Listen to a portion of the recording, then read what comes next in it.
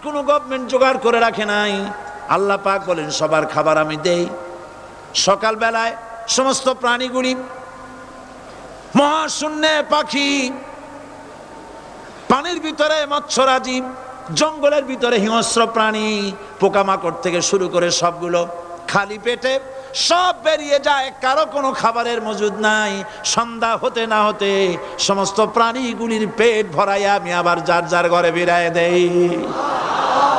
ওয়ামা মিন দাব্বাতিন ফিল আরদি ইল্লা আলাল্লাহি রিজকুহা।